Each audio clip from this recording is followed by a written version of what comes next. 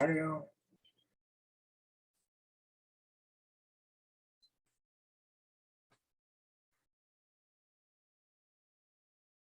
You don't want to be ending the meeting, so I'd close that, cancel that. I'm the only one here.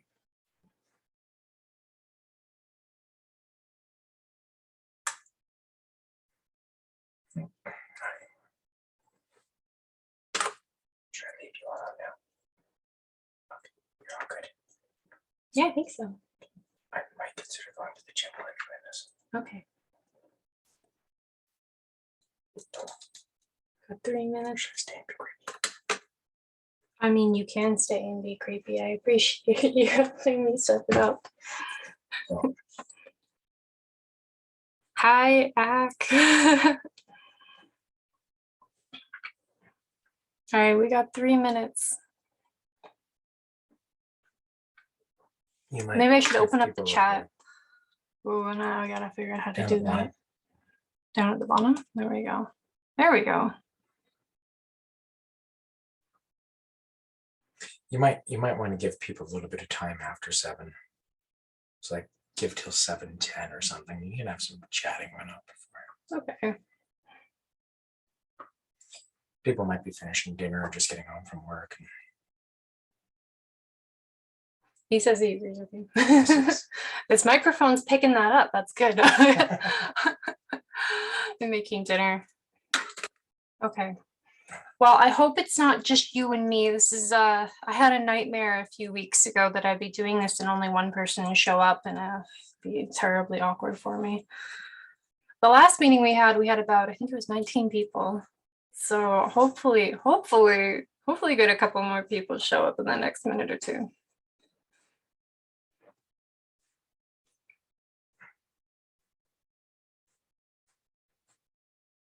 Oh, hello, Karen. She's still connected. Karen. She's still Oh, you're still connecting to audio. Hi. Hi. Oh dear. I need to learn to mute myself. I'm new to, because the dogs aren't used to this and they think it's really cool. I guess they don't talk to enough people. Hey God. Yeah, it's not that big a deal. Oh, I see. Okay. Jason's got a cute dog picture. Pretty sure she's a cute dog. All right, let's give it one more minute and we'll get going. I've got someone else I think is trying to madly set up a Zoom account. Oh no. We'll stall. You might be joining us.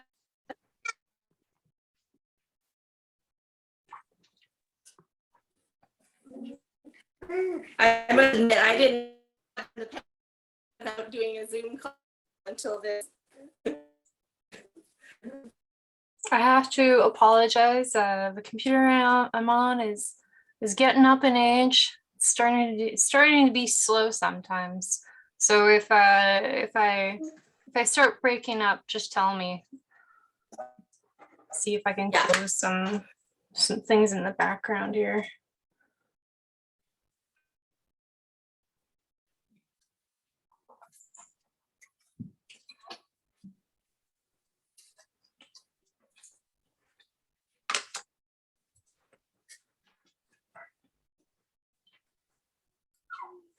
I feel like people after last month and my little 1 hour meeting turned into an almost 3 hour meeting. People are like, not coming back. Hopefully I didn't scare them all away.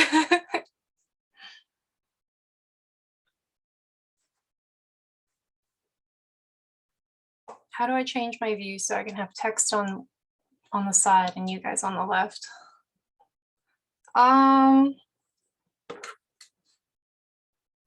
I think you go down the bottom and right on the little bottom little thing that pops up, there's one that says chat. Yeah, but it varies depending on how they have it set up.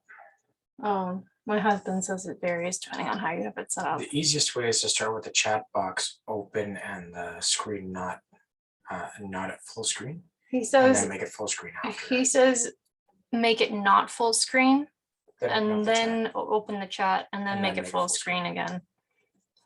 Hopefully that helps. Obviously, I'm very savvy with Zoom.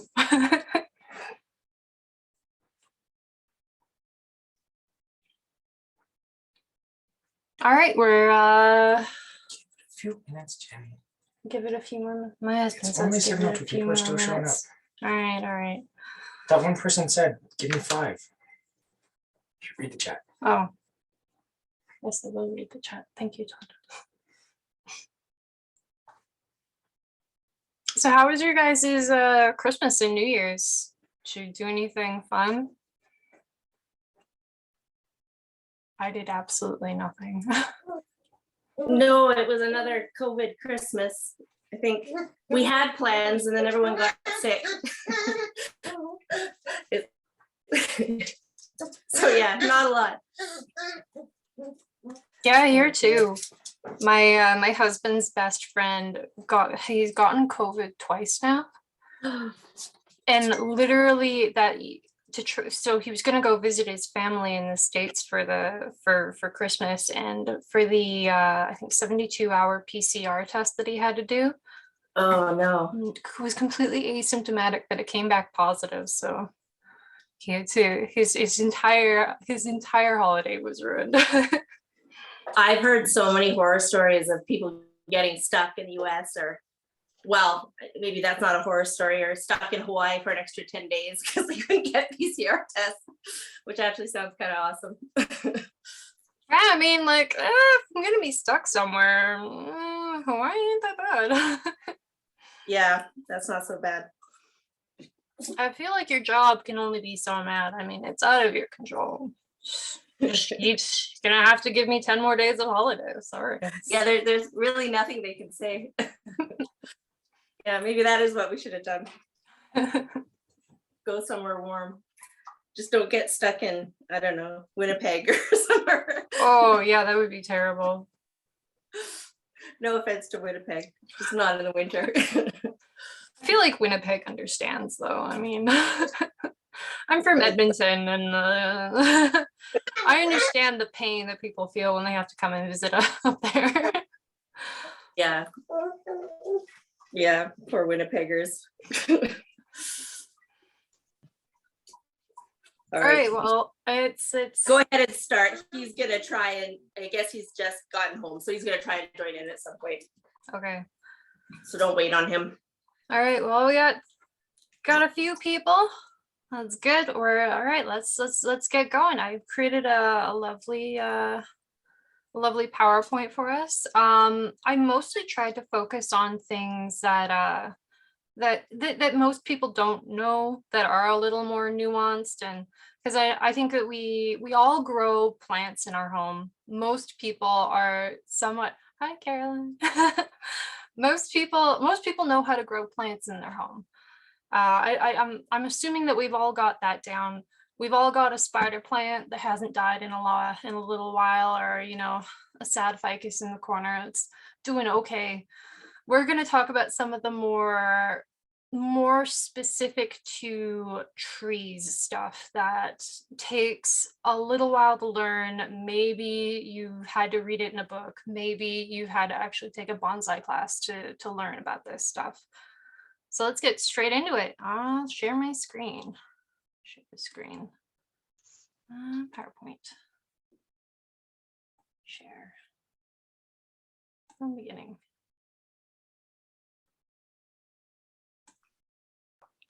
All right. Does that look okay? Mm-hmm. Looks great. All right, great. Let's get going. So for light, obviously plants need light, but trees need a lot more light. Trees usually need a lot more light than something like an aroid or a house plant. So the best way to go about giving your trees light is, give them sunlight, because sunlight tells the tree what time of the year it is, what time of the day it is. That will help balance like actual like physiological processes that are happening in the plant. Like the tree needs to know when it should be in dormancy, when it should be pushing out new growth, and the sun, the actual sun, is going to help it keep track of when it should be doing that. That being said, even the brightest window of your house is still not going to be as bright as just being outside in full shade. So a lot of trees are going to need some sort of supplemental light, and that's where grow lights come in. You shouldn't, obviously you shouldn't, the way that light works is that, oh man, it's a logarithmic scale. So when you're right up against a light bulb, you have 100% of the light coming out. But then you take that, You should see your you- presentation. you take that that plant, you take it a meter away from the light, and let's say it's getting, let's say it's, I don't know, 50% of the amount of light. And then you take that away, oh, sorry. You take that away another meter, and all of a sudden it's getting half of what it was getting at a meter away. So does that make sense? Like the amount of light that drops off from grow light substantially decreases the further you take it away. If you want 1 to. meter, you're getting 50%, 2 meters, you're getting 25% of the light. You know, so you want to have the lights fairly close. Having just a light that's, you know, over a few meters away may not be enough for a tree. You want it, and you want to move the trees closer and further away. You need to experiment. There are different colors of grow lights. Obviously, the white light is probably your go-to light for most trees. The only times you really need blue light and red light are, well, blue light's really great if you're starting trees from seed. Germinating trees in blue light lets you basically give them an extended like growing summer, like almost like an eternal summer. You can give them blue light for 2 years and they'll just keep growing like it's summer for 2 straight years, and you can get amazing growth just by doing that. And then red light, we're not going to be dealing much in bonsai with red light. Very few people ever really do that unless they really, really want to have flowers at a certain time of year. You have friends, family coming up from overseas, they want to see your precious bonsai and you want the flowers to be coming now. You can give them some red light and they'll think it's fall, and then they'll start pushing out those beautiful flowers and the beautiful fruit. All right, so soil. Actually, we've been talking a lot about this in the on the Facebook page the last couple of weeks. There's 2 kinds of soils that you're going to want. Soils that are going to provide consistent moisture and soils that are going to give you intermittent drying. So pro mix, like African violet mix, you know, any kind of indoor potting mix.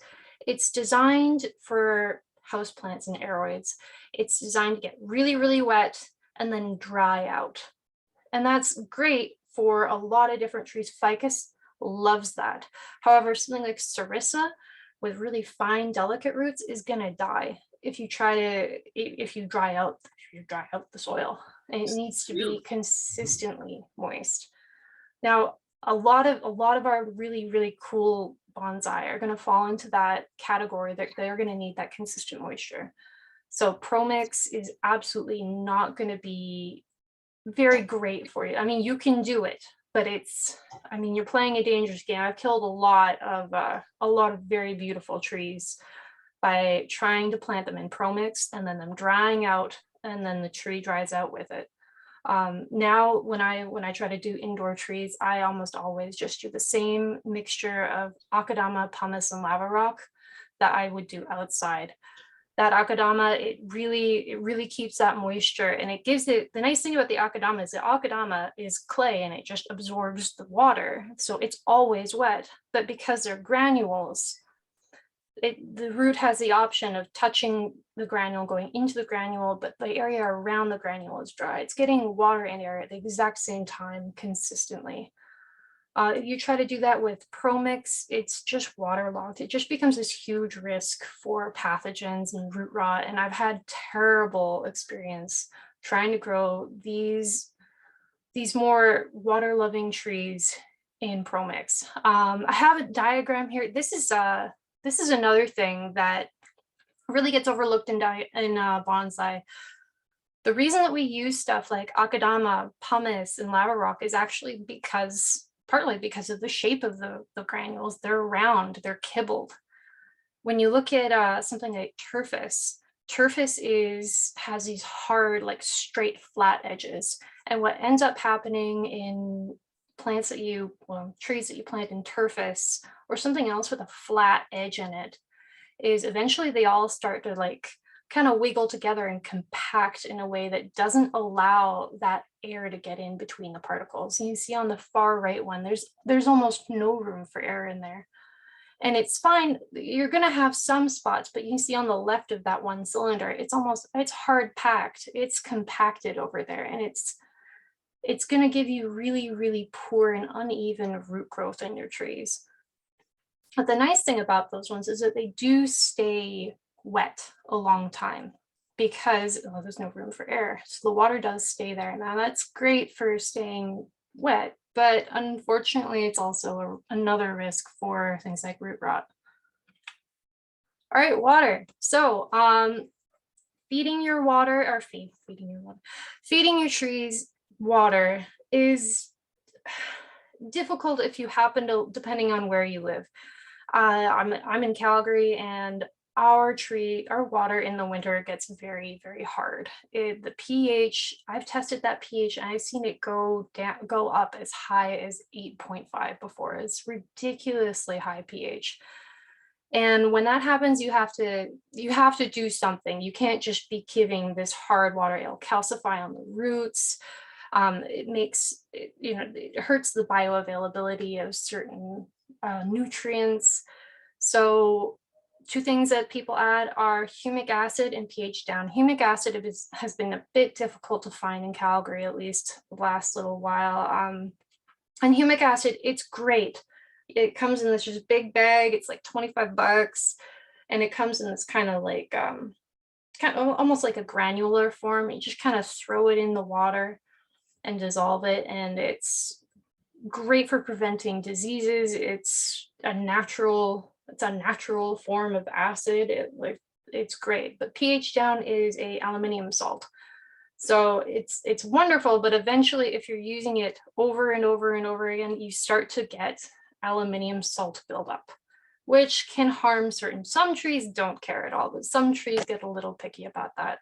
The other thing you can do is buy the demineralized water from the shops, like Safeway or Co-op, and then you can just go on Amazon, or actually a lot of places have these little pumps that you just put on the top. I think I've seen these at Canadian Tire for $10, and then you just water your plants with that. The most expensive part of this water is that little blue water container that you get. After you've got the containers, refilling them is like $2. It's not that bad. It's just more of a pain, but you avoid the problems of the aluminium salts. And then you always know that there's not too much salt in your water. Some trees like sericas are going to get real picky about having salt in the water, and then they'll suddenly just one day up and die because there was too much salt in the water and they didn't like it. They weren't able to absorb water out of the soil anymore because it's just too salty. All right, so I have made a list of trees that prefer to be uniformly moist versus like to dry in between waterings. So your uniformly moist plants on the left, these are the ones that are going to really want that akadama or pumice, just traditional bonsai soil. So your bougainvilleas, your powder puffs, your camellias, your lemon cypresses, Ficus carica, that's the fruiting ficus. That's the ficus that gives you like figs that you would buy at the store. So that's the only ficus that prefers to be uniformly moist. All the other ones love drying out. The brush cherry, kumquat, gardenia, logwood, jacaranda, the Japata. I don't know how to pronounce that one. I've only ever seen it written down. But podocarpus, guava, and florist azaleas, cerissas, and tamarinds, these all just, they've all got, the one thing that they have in common is they all have very, very fine, delicate roots. When you rip these guys out of their pots, you see these tiny, tiny, tiny little white roots that are just so unbelievably delicate. And if they dry out, they die. So that's why keeping on top of watering them is so important. But all the things on the right, these things don't care. You can get them quite dry.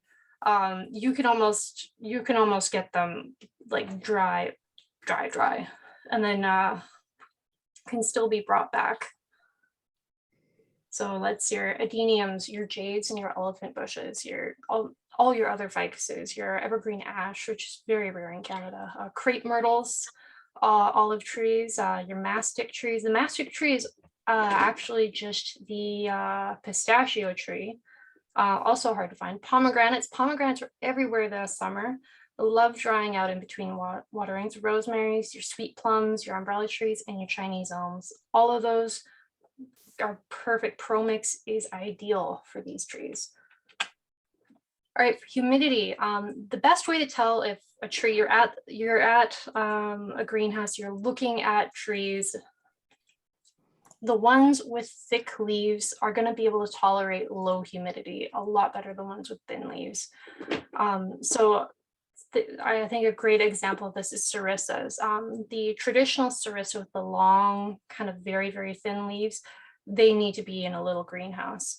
But if you can find those little cerissas, the variegated ones with the tiny leaves with the white and the deep green, those ones are quite thick, and those ones will grow in your home a lot better than the other ones. So think of a ficus leaf. Ficus leaves are always quite thick, quite leathery, and they'll tolerate any kind of dryness. But for those thin leafed ones, they're gonna want closer to that 50% humidity, and if you don't got it, they're not gonna thrive. Things that you can do to increase humidity in your house are, put it in a display case. IKEA's got cute display cases, terrariums. You can buy these really amazing humidity trays that Ready. I already made these sandwiches. I could take off the cheese or. you can buy these really cute humidity trays at hydroponic shops. That's the one in the image is what I'm talking about.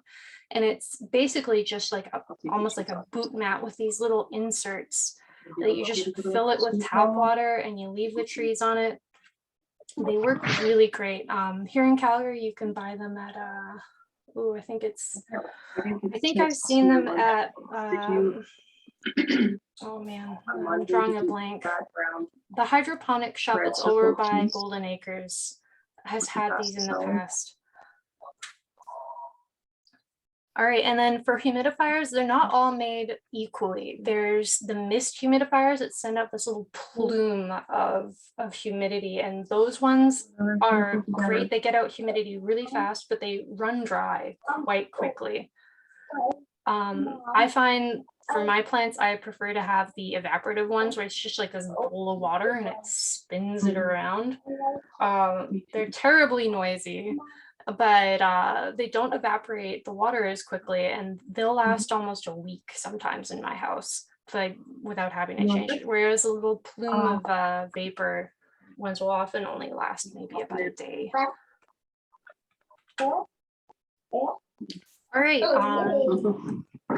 All right, before we get going, somebody has themselves unmuted. I'm just going through and muting everybody. Sorry.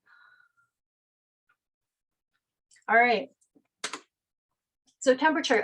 Everyone keeps their house at a different temperature, and what you keep your house at during the summer, during the winter, is really going to be defining what plants you can have in it. I keep my house unbelievably cold. In the winter, right now we're doing 18 degrees during the day and 15 degrees at night. It's a nightmare. I do it for the trees and the plants because I have a preference for the cold growing plants. It means that things like jades, any kind of succulent that enters my home will promptly die. But you know, it's just kind of the reality of growing plants. You can't grow every plant in the world in your home. So there are some good tips to follow for basically all trees though. Most trees in the world have some sort of temperature seasonality. There are exceptions to that, but most trees are going to prefer the thermostat to be dropped a couple degrees in the winter. And most trees are going to be preferring that it's a little colder at night. So, you know, how that looks for you is completely up to you, but your trees are really going to thrive a lot better if you are dropping the thermostat at night and during the winter. It doesn't have to be by much, just something that so that the tree knows, ah, yes, it is night. I can tell. I'm going to respire a little less and like slow down the metabolic processes a bit because it's night. All right, and so again, I've kind of separated everything, the things that you can grow in a warm home versus a cool home. So like things like jades, fukin tea, javacola, ficuses. You can grow some pretty cool stuff in a warm home, like a mock orange. Now, what I consider a warm home is basically like 22 degrees and up. But you can grow the tamarins, the umbrella trees, and the beautiful, beautiful tree called logwood. I believe it's an Australian bonsai species, and they're very difficult to grow here. If you want to grow logwood, you basically have to grow it from seed, but they get this beautiful bark on them. They're lovely, and they love the warm indoor temperatures. For cool houses, camellias, cerissas, sweet plums, crepe myrtles, podocarpus, brush cherries, jacarandas, and lemon cypresses. Unfortunately, these are most of the things that we're able to find here in Calgary and Alberta in general.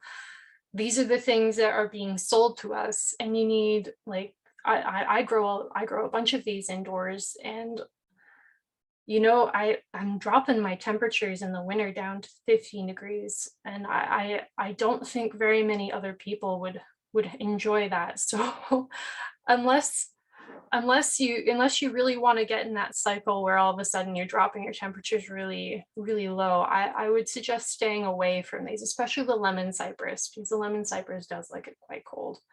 But things like podocarpus, it's not that cold.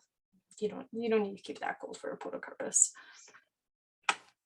All right, feeding, indoor feeding, like we all know about the outdoor bonsai pucks that you buy, but those really don't work well in the indoor environment. It's just not humid enough. When you water your plant, it's not like outside in the rain where it's raining for hours and hours. You're kind of going in with your watering can and then whoop, whoop, and you're done. Those little even just the little the chemical pellets, oh, what are they called, little chemical granules, don't really work for your indoor trees. You got to use the liquid. Most people use kelp. Fish emulsion works great, but it smells terrible. Do not use that stuff when you have company coming over. And Super Thrive. Super Thrive is just your micronutrients. I love Super Thrive. Some people think it's kind of snake oil. It doesn't list which nutrients are in Super Thrive. It's just a little bottle that smells like vitamins and just works. But you don't have to use it if you don't want to. Some trees that get very wet and stay very wet and want to be quite damp all the time can use some solids, but when you're using any kind of solid in indoors, it's way better to use the powders rather than the granular ones, because the granulars just don't break down. Also, never fertilize when your tree is flowering. That's just a basic horticultural tip. And diseases. So a lot of the indoor a lot of the indoor plants that we grow do not have any kind of disease problems, but bonsai seem to find the diseases.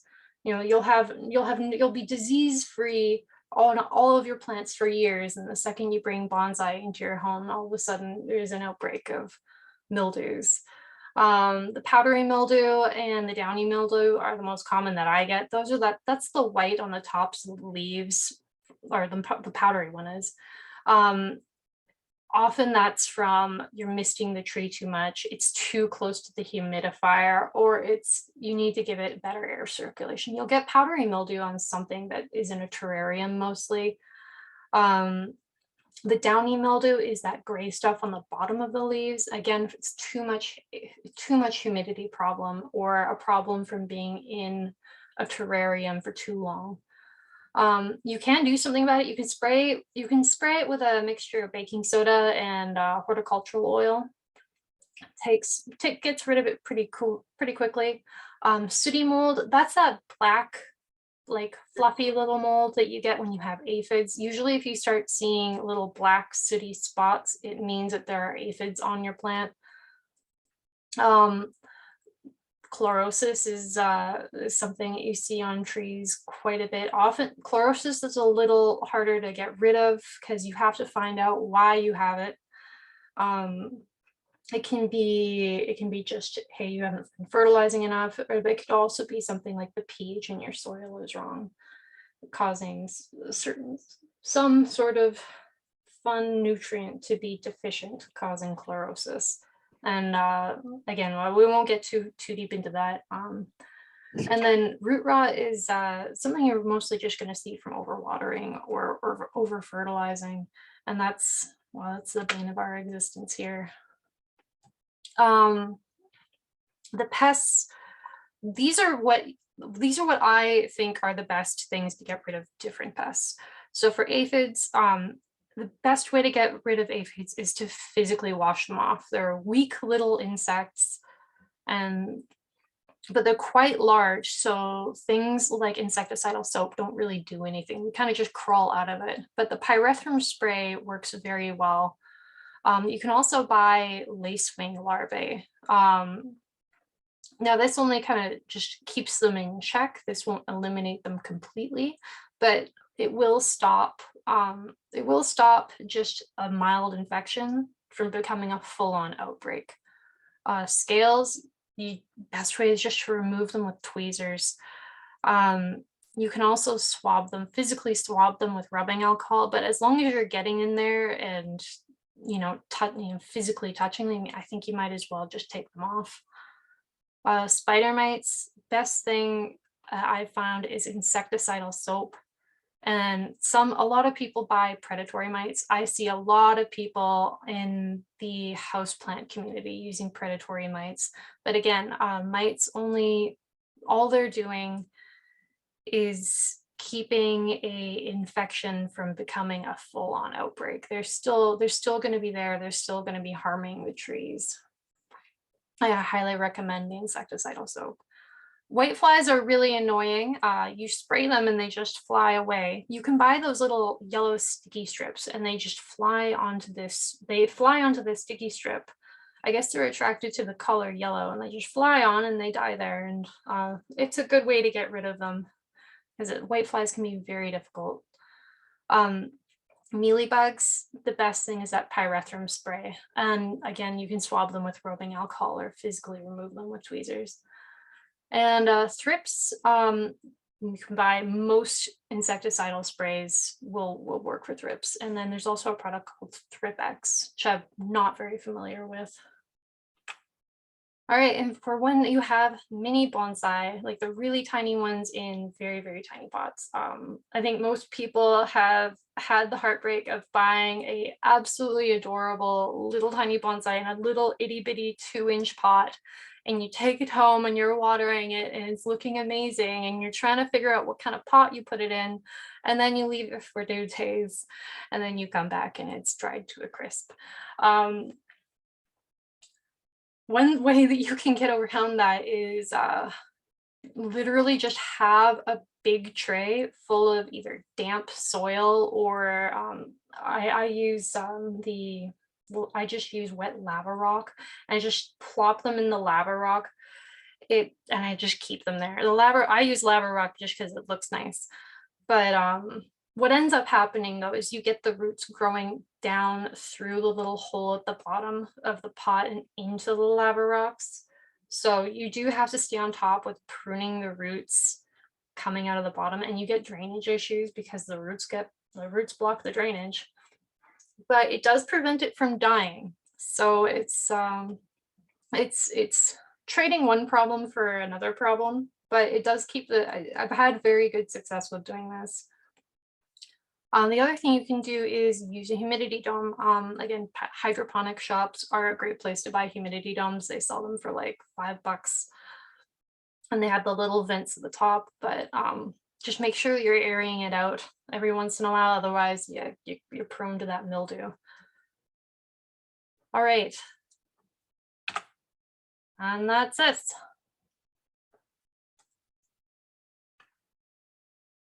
Oh, we have more people now. All right.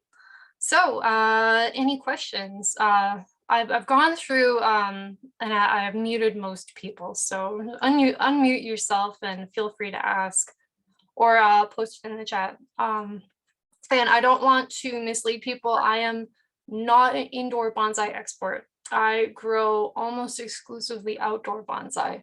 And most of my experience with indoor bonsai has been when I first started bonsai when I was like 13, trying to grow them indoors. And I think I killed about maybe a good 20 or so very beautiful trees. So that's my experience with indoor bonsai. Most of what I know about indoor bonsai is book learning, unfortunately, rather than experience. So if somebody has a question and somebody has an answer and with a real experience behind that answer, feel free to chime in. Jenny, we don't have any experience, but we really enjoyed the opportunity to listen to this tonight. We're doing a little bit of happy hour, so thank you. I guess this is a main question, but what would be the best indoor bonsai to start with? Bonsai for dummies. My favorite indoor bonsai to start with is Chinese elm and ficus. Chinese elm is very difficult to kill. Very, very difficult to kill. It's just as vigorous as the elm trees that grow outside, but prefers temperatures that are indoor temperatures. So it's very difficult to kill. Ficus is also great because ficus can lose all of its leaves and bounce back from anything. Ficus are a little more temperamental though. They do drop their leaves when you look at them wrong, and they'll drop their leaves. And if for somebody that's new to growing anything, they're like, well, why did it drop its leaves? Is it you have to go through the list. Is it too dry? Is it not watered enough? Is it too cold? This is not getting enough light. There's just so many reasons that they drop their leaves. They can be really frustrating for beginners, but they do bounce back and they do live. So they're great learning material. Okay, well, if we need a babysitter, then we'll give you a call. Sounds like they need a lot of TLC. Okay. Yeah, thank you. We're excited to start growing our own, especially Richard. Yeah, isn't that right? Oh, for sure. Yeah. Yeah, definitely. Okay, that's all I have for now. Oh, he had a question. You had a question earlier, Richard. Oh, it was about why not fertilize when trees are flowering? That's because it messes up the flowering. You're forced, because when trees are flowering, they usually cease growing, pushing out new foliage. You see this really commonly when you buy those beautiful florist azaleas. I'm seeing them at the greenhouses again now.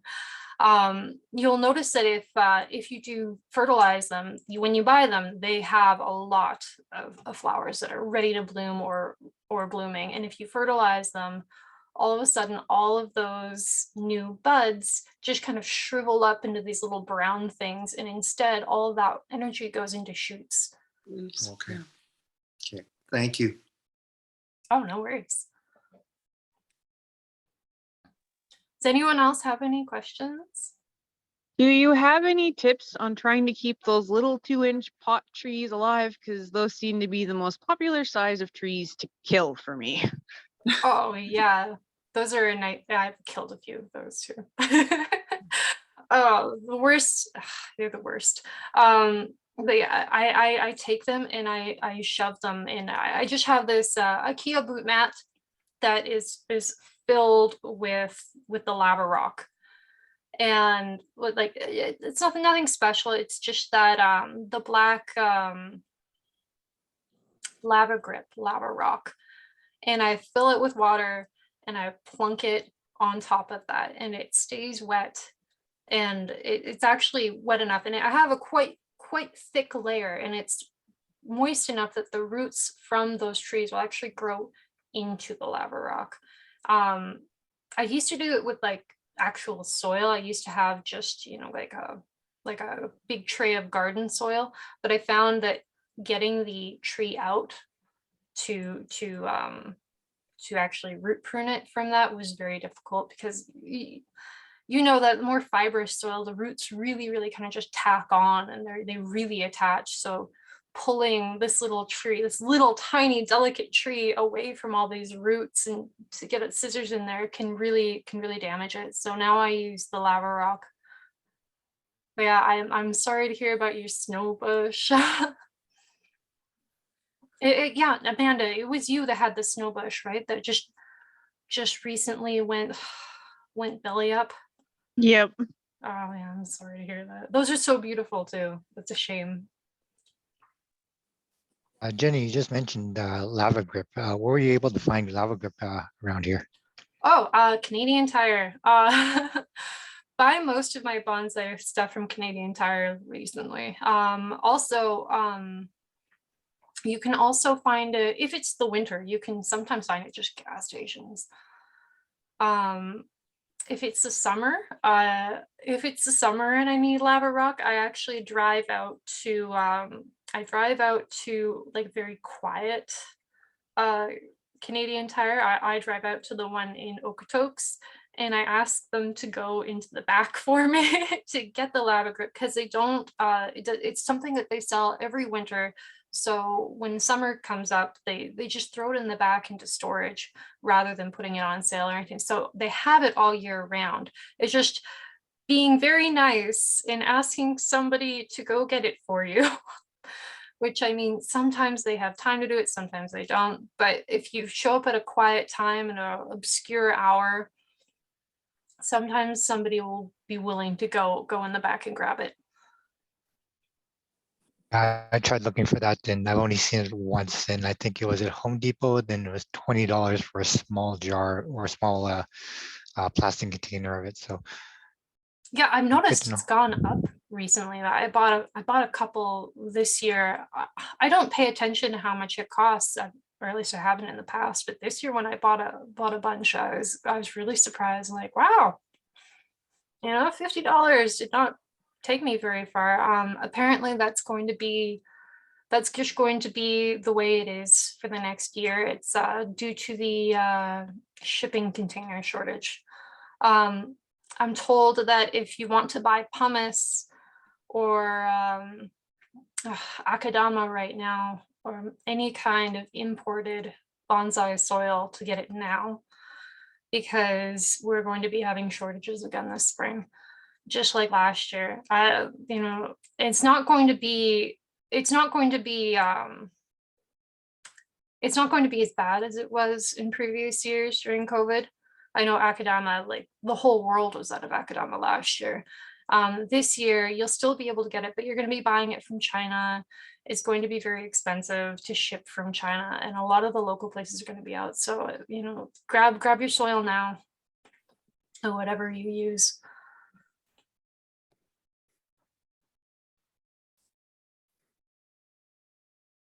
Oh, you have maybe some used lava rock.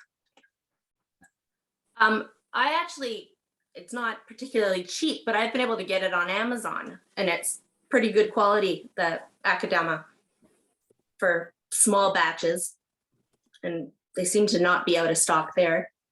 But my question, has anybody had any luck with the florist azaleas? Has anyone kept them alive? They're so beautiful, and I'm looking at them, but I feel I know better than to try.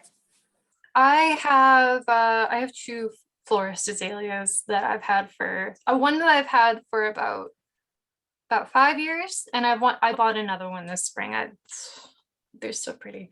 The secret is Akadama. Really? I keep them in Okay. Akadama, just pure Akadama, and I also keep them under a humidity dome. Problem with the humidity dome is that if you just leave it too long and you don't open it up at least like once a week, you get that mildew. So Right. I've had a few close calls with the azaleas because of that, because life happens, you go on vacation and then you don't think of it, and then it just erupts into mold one day and it's gone.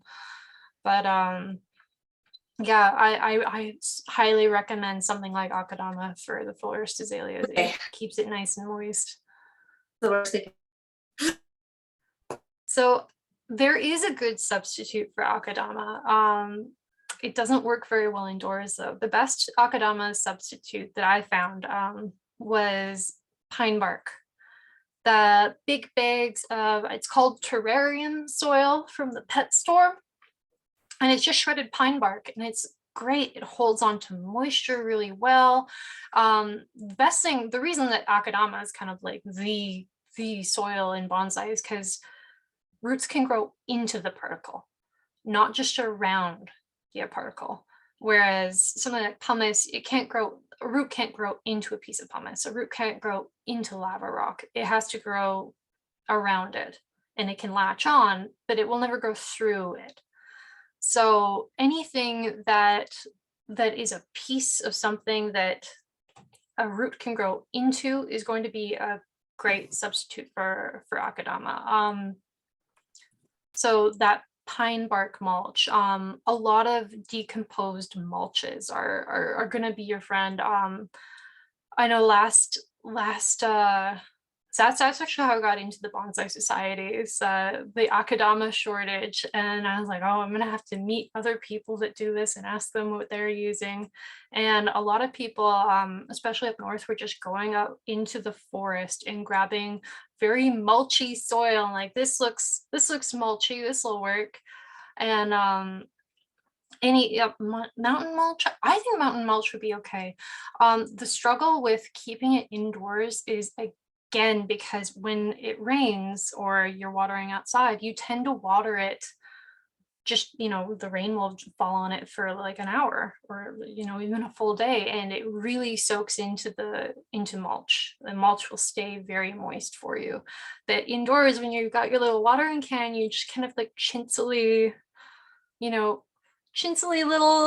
driblets here and there. That's not going to keep pine bark moist. Pine bark will stay dry. So you have to submerge the pot. You actually have to take it, have like a big, Home Depot bucket that's full of water, and just put the whole thing in and let it sit for an hour, which is a huge pain. But if there's no Akadama, then there's no Akadama. Or if you just don't want to buy Akadama, I think being in Alberta, you can be forgiven for not wanting to buy Akadama. Like last year during the shortage, I was looking at buying a regular 13-pound bag from China was like $140. And it's only 13 pounds. It's insane. Here, especially in Alberta, we're so limited on, when we can get Akadama and where we can get Akadama from. I buy all of mine from art and culture in Quebec, and when they're out, I don't buy it, but they are the cheapest if you're buying online. They don't always have it in stock, but if you can find it, that's usually the best place to buy it.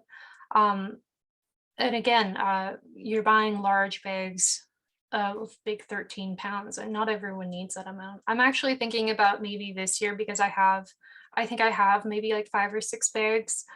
Like maybe I'll just kind of divvy up some little freezer bags of, 1 liter each, and sell those for like whatever I paid for it, just so that people can have it.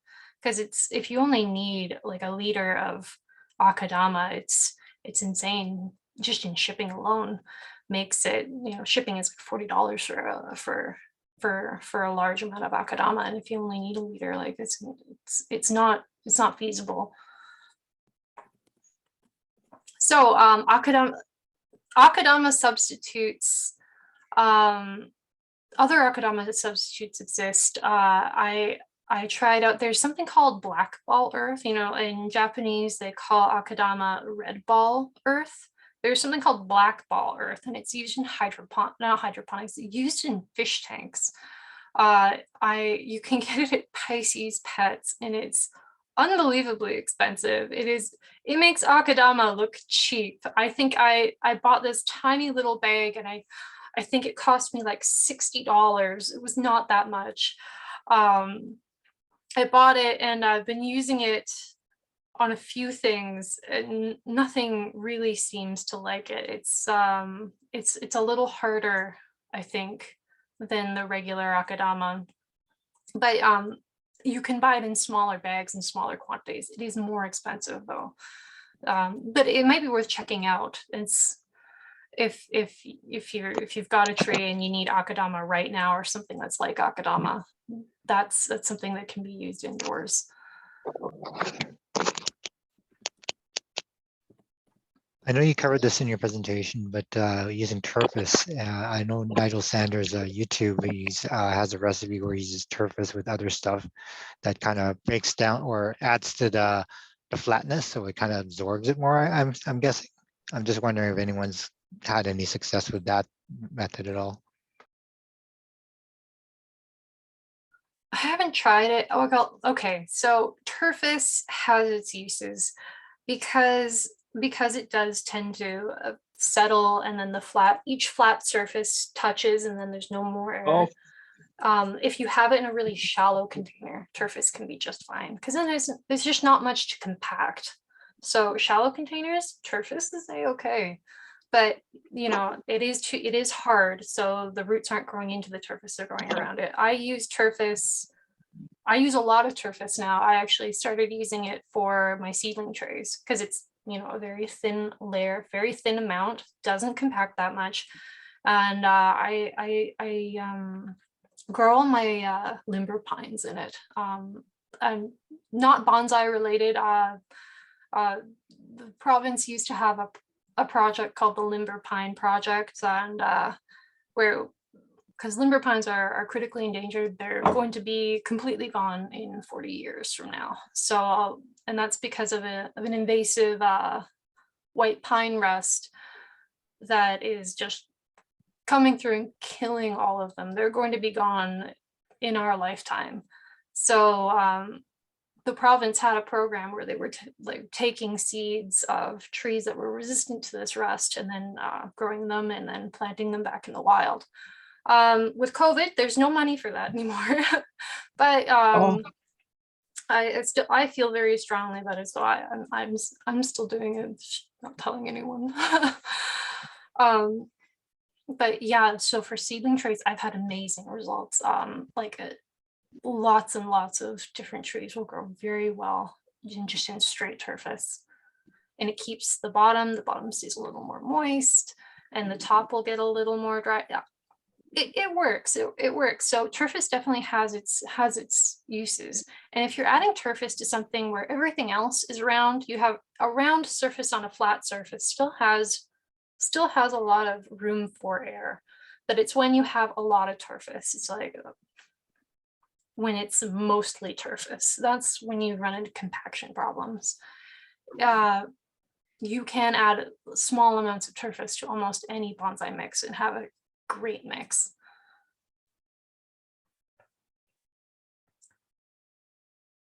All right. Any other questions? Anyone bring a tree? I know, Karen, you were sitting in front of all of your trees, which I love, by the way. Is this like how you do you do all your Zoom meetings like that?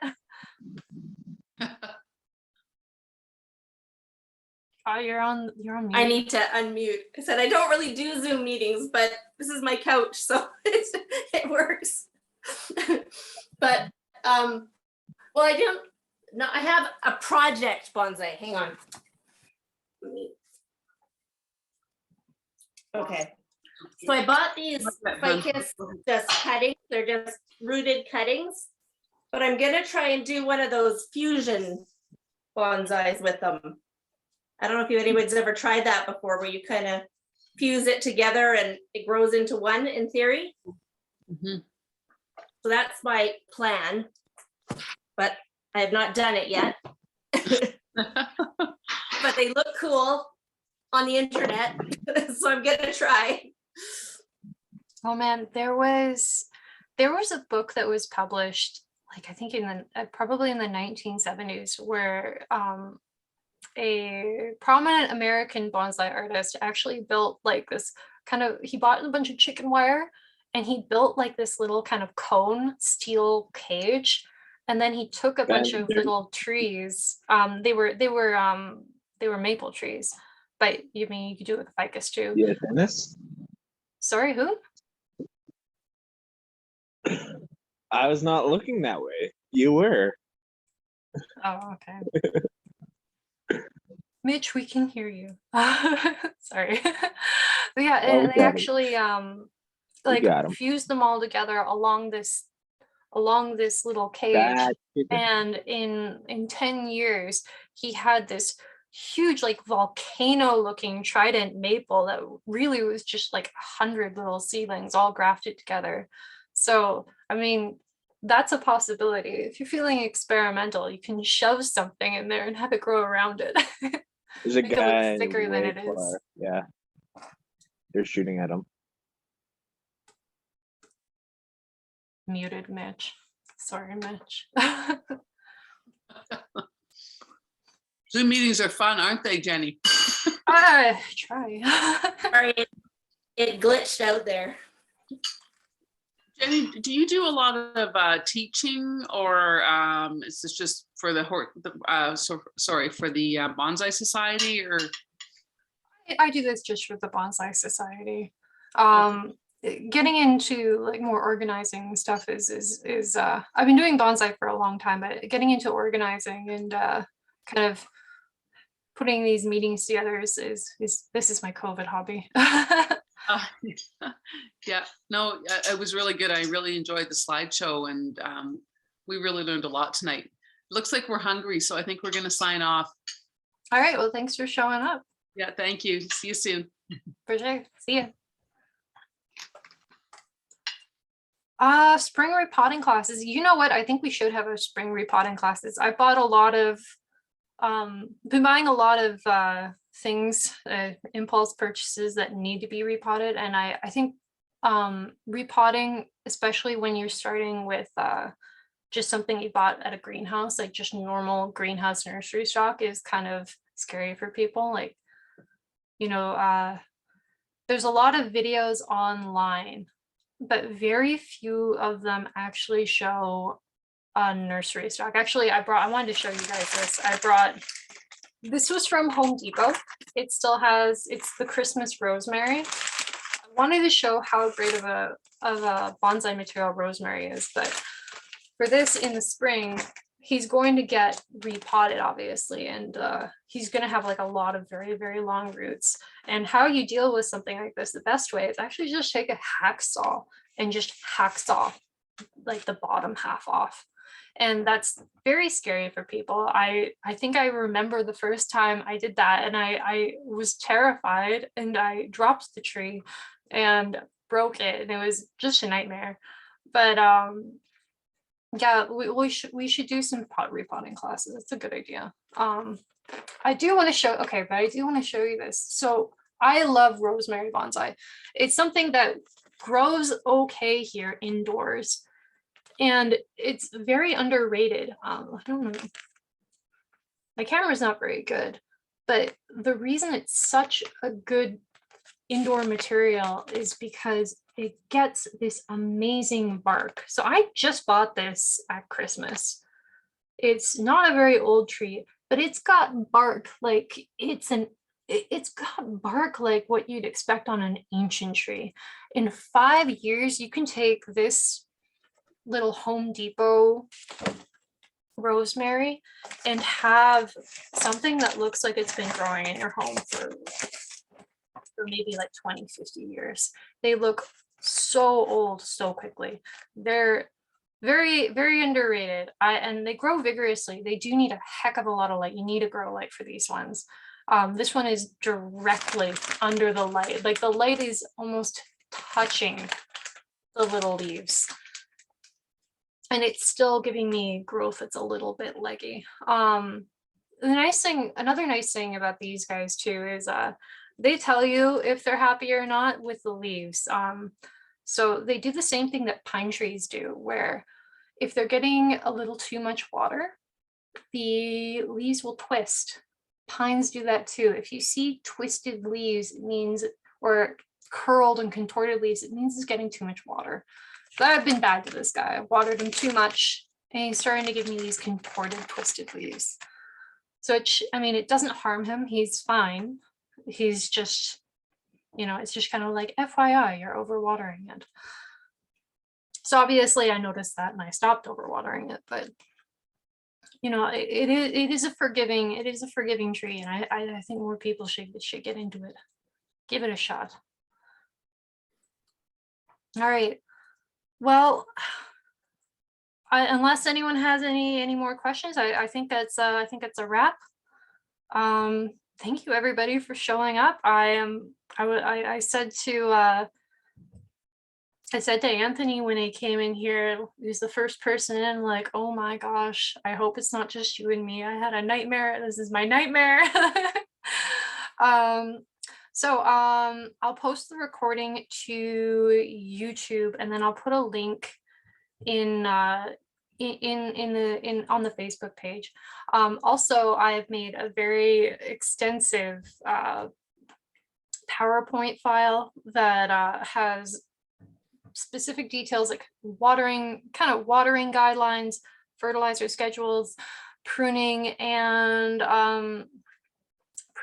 repotting guidelines for a whole bunch of common species. This isn't my information. This is stolen information from a few bonsai books that I have, but they're older books and they're out of print. And they just have amazing information. So I've kind of digitized some of that info, and I'll be posting it to the society. Don't go spreading it around. It's just for us. I'll be citing. I'll have a citation. I have a question, Jenny. Oh yeah. Yeah, are you finished? Yes. All right. I have a question. I'm not an indoor plant person. All of my bonsai, they're outdoor, and they are out right now in the dormancy.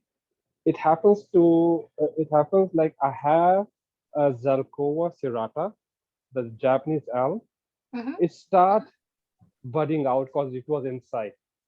So I put it outside, and before it bud, I just took one stem which just popped out and just put it in one of the pellets to make it another, like a clipping, soft clipping, right? It's doing fine right now. The leaves have grown up. It's been 2.5 weeks now. So my question is, when do I need to take it out and repot into a normal pot?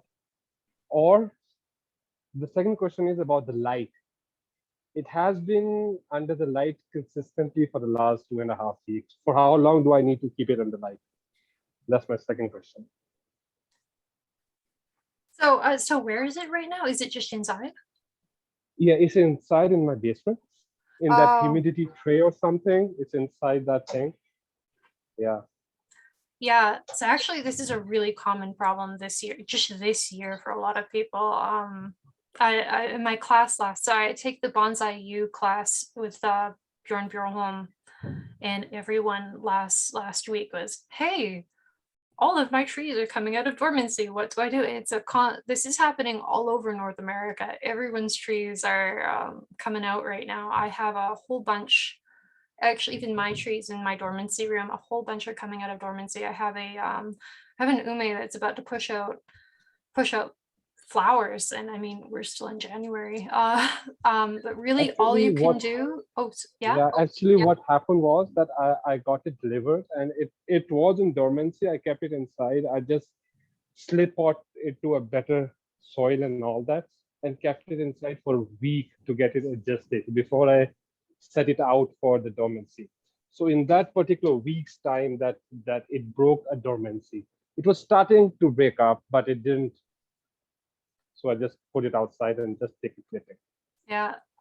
Usually when they come out of dormancy early like that, it's not a good idea to try to put them back. Okay. Some species of tree, they don't care. They'll go Mhm. straight back in. Things like junipers, cypresses, they don't care. They'll go back in and it'll be fine. But a lot of other species, if you take them out of dormancy and then, they're out and then they go back in, it really weakens them like a lot, and they'll be really struggling the next growing season. It's best advice to just, once it's out of dormancy, you just gotta let it grow. You gotta protect it the best you can. It'll have a rough, I mean, it's not, your basement is not the ideal scenario for a tree, but I mean, it is what it is at this point. In my dormancy room too, I'm trying to think like, well, what can I do with these trees that are now out of dormancy? Where am I gonna put these? You just got to take care of them the best you can indoors, Mhm. for as long as you can. Try to keep them as cold as possible. Not too cold, obviously. Like above 5 degrees, 5 to 10 degrees. Yeah, but I have tried it something different. It's working out till now. We have Yeah. passed -40 and all that. My outdoor all Japanese trees, except one, which is a little brittle, except they're all fine. There isn't any seams. Like I can't see them dying. They're all fine right now. Yeah, Till Zelkova right is a now. tough tree too. Like Zelkova probably pull through, but It should, I guess. So getting back to my question about the light, how long do I need to keep the light on that small Zelkova? I'll post a picture there. And the second thing is, when do I need to repot it to a little bigger container or something out of that? well, depending on what kind of pot it's in right now, slip potting it, you can do slip potting any time of year. And if you think that Okay. putting it into a bigger pot might help it, I mean, do it. Slip potting is Is just in a moss pellet right now. oh really? Oh geez. Yeah. Oh, that's a tough question. Uh I mean, you usually want to do, if you're gonna repot it, when you Mhm. repot it, you're gonna want to follow it with some pretty good growth. But yeah, that's tough. Are you able to put it in a place where it can grow vigorously, and where the roots can come in and touch new soil and really be, if you're able to put it in a spot where it'll grow nicely, then I'd say repot it. Otherwise, as long as it's not declining in health. If it starts Mhm. declining in health because Mhm. it's in moss, Mhm. if it's Right now, declining, yeah. get it in proper soil. But Mhm. if it's not declining, if it's doing okay, I'd keep it that way until the actual springtime comes and it can go outside. Oh, so you want me to keep that thing inside that humidity tray till the spring? Yeah. I think All that right. for a Zelkova, I think it's the best way to go. Trying to get it back into All right. dormancy, I think will weaken it too much, especially if it doesn't Mhm. have proper soil. No. Okay, fine. I got it. All right. Thank Yeah, you. no, it's very difficult. Mhm. And there's a lot of people in this situation right now. I know a lot of the other students in my bonsai U have been losing trees because they don't, it's difficult to, these outdoor trees don't like to grow inside, and it's difficult trying to protect them and keep them healthy indoors. But My last question to you. One of my maple, which is I think is dying because one side is getting a little brittle, the other side is fine. Other side is red and green. So should I like bring it inside or just let it be outside to die? Or just to see? is it a Japanese? Where in Yes. Alberta are you? Edmonton. Edmonton? There are some varieties of Japanese maple I've heard that will grow in Edmonton, but most won't, especially when we get into that, that second week of February in Edmonton where it always gets to -40. That'll kill it. I'd bring it indoors for that. Well, It's a probably I'm bit gonna do too the same. cold. Yeah, I'm gonna bring them inside at night, probably.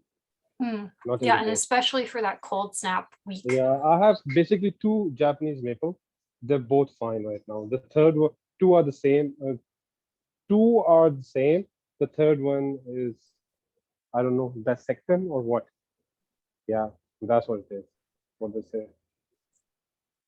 My mom so I actually got into bonsai because my mom grows Japanese maples, and she had varieties that were fine in Edmonton, and they thrived. But when we came to Calgary, they would die in the winter, and she actually started bringing them in.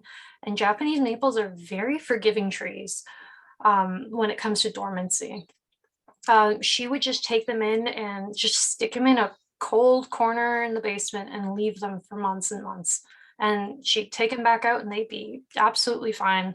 And it wasn't terribly cold in her basement either. Like it was a bit of a warm basement actually, but it didn't really bother them. So I tried taking them. Especially the one that's getting kind of brittle.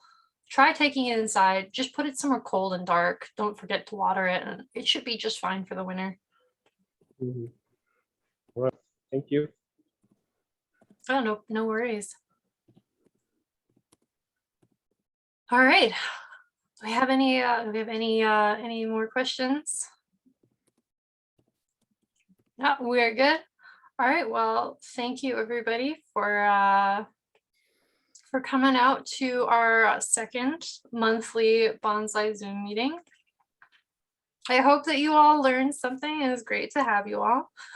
And yeah, I'll see you guys next month. Next month we're gonna have Arvind with the bonsai, no, the Garden Cafe is his company name. He's gonna come and he's gonna talk about the different tools for us.